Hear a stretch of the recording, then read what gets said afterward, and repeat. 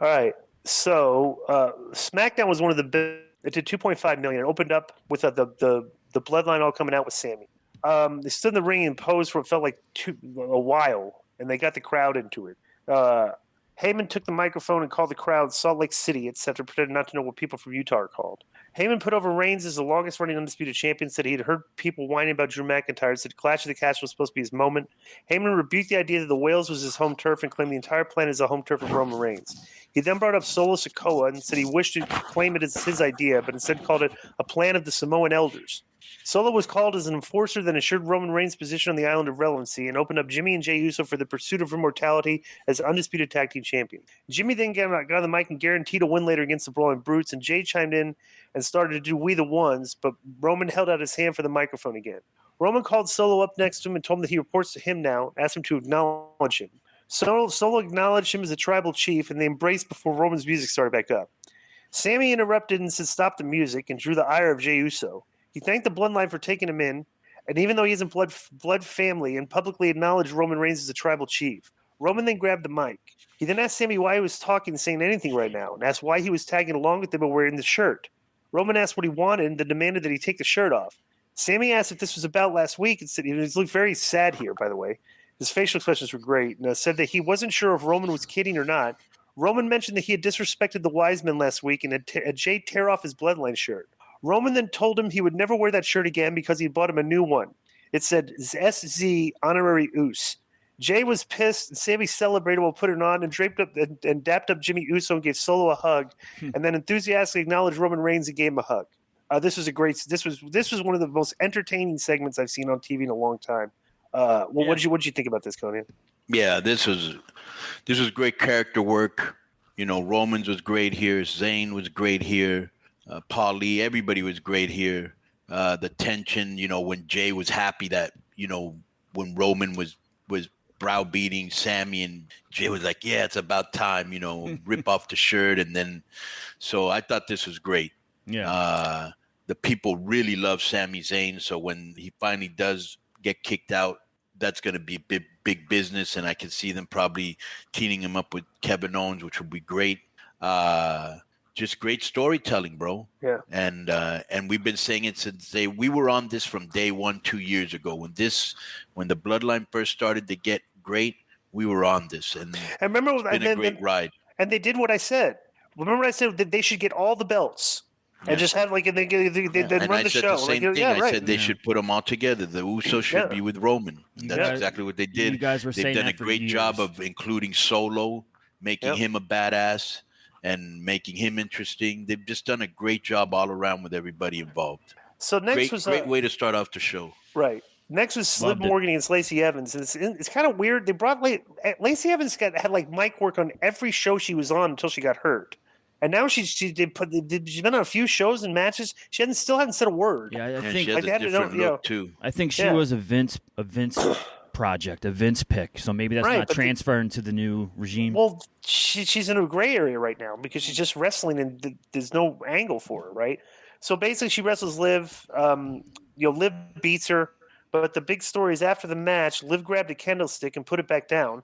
Then picked it back up and smashed it over the Evans' back several times. And on the outside, she used a candlestick to perform a Russian side leg sweep into the LED board. And she then retrieved a table from under the ring and placed Evans on the table and climbed the top rope and dove off and put Evans through the table with a diving senton. And bro, that got a huge pop. So basically, she was just showing how she can do the extreme stuff because she's wrestling Ronda Rousey at Extreme Rules. So what did you think? What did you think of the segment? I thought this match was too long, but it's the best Liv has looked. I think now they're trying to book her strong because they figured out that people aren't really feeling her and everybody's behind Ronda. Mm-hmm. That senton was incredible. The camera work on it was incredible. And those cane shots were good. The match wasn't that good, a little bit too long, like I said. But everything after that, the senton, the cane shots, it gave her an edge, which she needed. And the people got behind her. And she needed this. She really needed this. Yeah. Backstage, Hit Row were having some champagne. They toasted to Money, and that brought in the Street Profits, and they thanked them for the invite. Then Shinsuke popped up, and this is everybody drinking backstage, right? So Sami Zayn was yelling at a catering employee backstage. Let me just say, go ahead. What do you think of this vignette? I mean, he's kind of silly when people are like overacting a little bit. Then Yeah, I just think Hit Row really is kind of corny. They're trying too hard to be cool. And then the Profits come in and they come off as cool, and they used to be corny, you know. Yeah. And Montez just looks and carries himself like a star, bro. Right. Sami Zayn yelled at catering employee backstage to go get him a vegan meal. Ricochet and Madcap Moss said he'd become even more insufferable as he stuck his head all the way up Roman's. And they told him that they might think he's a member of the Bloodline, but he's really just a certified. And then Solo Sikoa showed up and slammed the both of them into the garage door. And Sammy had to pull him off, and then said he was just about to do that. So Solo beat them up pretty good here. So, any comments on this? Yeah, this was good. Continued story development and character development, all good. Okay, so New Day against the Maximum Male Models. This only went 3 minutes and 18 seconds, but the Maximum Male Models. I mean, I don't know what they're not bad. They're pretty good workers, and they got some good original looking offense, and they got some good, like, cause you see when they tag each other, they tag with their index finger. Yeah, I brought that up last week. Right, they're playing like good, like metrosexual kind of like Bro, and they got good heat because they were both wearing short shorts and they were posing and you said something. So yeah, okay. So here's the things. So the Maxine girl took a camera from one of the photographers at ringside, and so she was like taking pictures of the Maximum Male Models, and they were posing. And Max Dupree said, "Hey, wait, just pay attention!" Like so they weren't paying attention. He got pinned. So then after the match, Max Dupree took his jacket off and slung it around. It was just they weren't. This is actually good finish for their gimmick. It's because they kind of got distracted by taking pictures and stuff. So I was entertained by this segment. Well, what do you think? You brought something up which I agree with. They should let Max on the mic before the match. Right. But what I'm afraid of is when he took off his coat and he went into that rant or whatever. Right. It almost feels like they might be breaking them up, and I just think that if that's what they're gonna do, it's way too soon. I like the Maximum Male Models. They got good heat. Right. Next is Braun versus Otis. This is actually a pretty good big man match. And Otis landed a world's strongest slam and a Vader bomb for a near fall. And he tried another one, but Strowman got out of the way and then landed a power bomb on Otis for the win. This was very very hard hitting and kind of clumsy a little bit, but it worked. It was a decent big man match. What did you think of this? What I liked is at least he didn't squash Otis, and they gave Otis a chance because he hit him like with a running power slam, and then like with the Vader bomb, and it looked like he was going to beat him, which even though we knew he wouldn't, but at least they made it look like it. And Strowman's super over. Right. After the match, the Brawling Brutes were interviewed, and they said Friday was fight night, and they chanted fight night. Sheamus said in 2 weeks on the season premiere of SmackDown would be Sheamus versus Gunther 2. And said he would take the Intercontinental title from his dead cold hands, and later tonight the boys would take the tag titles. This is a good part. These guys they're over as baby faces, It's wild that just a few years ago it was being reported that Sheamus had spinal stenosis and was going to have to wrap things up pretty soon. And now look at the kind of matches he's still having. Yeah. So next, Drew comes in the ring, and he complained about Kross and said he doesn't have the courage to confront him man-to-man, so he's attacking from behind. He told Kross that he would have to his first big match at Extreme Rules. It would be against Drew McIntyre, and he unfurled a leather strap and said it would be a strap match. Then Scarlett walks out, and McIntyre sniffed out a sneak attack and turned around, and him and Kross started changing blows. He gave Kross a big boot and started whipping him with the strap. And Scarlett entered the ring and got between them. And she's okay. So they took this. They edited this spot out of the Hulu version. She used flash paper to send a fireball at him, and I guess it didn't look good. It just didn't work. Yeah, it didn't look good. So they edited it from the thing I saw, so I didn't see this. So then she kicked him in the groin, and Kross applied his rear naked choke and told McIntyre this is playing the entire time and seeing Extreme Rules. What did you think of this? I thought this was another good segment. I liked the whipping. It looked good. The selling was good. Mm-hmm. Scarlett was good. Everything except the fireball looked good. The problem with the fireballs is that it's flash paper, and I've done it, and I've had people do it to me. The two ways that they do fireballs is usually you put the flash paper in your hand and then you light it up, or now they have like this little gimmick. It's like a little metal gimmick that you stuff fly paper into, and then you just shoot it out.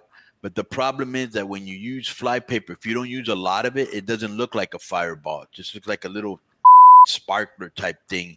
It missed him. It looked bad. This was bad. I thought this was the fireball spot was bad. I have it Didn't right. hit him, and he still sold it. I have it right here, Di. If you want to see it. Let me see. Oh my God! Oh my God! And now Kross taking advantage. What the hell was that? Some sort of fireball. All right, that's enough. That's enough. Yeah, that was. And I just could see why they edited it out. So next is so the next is Raquel against Dakota Kai.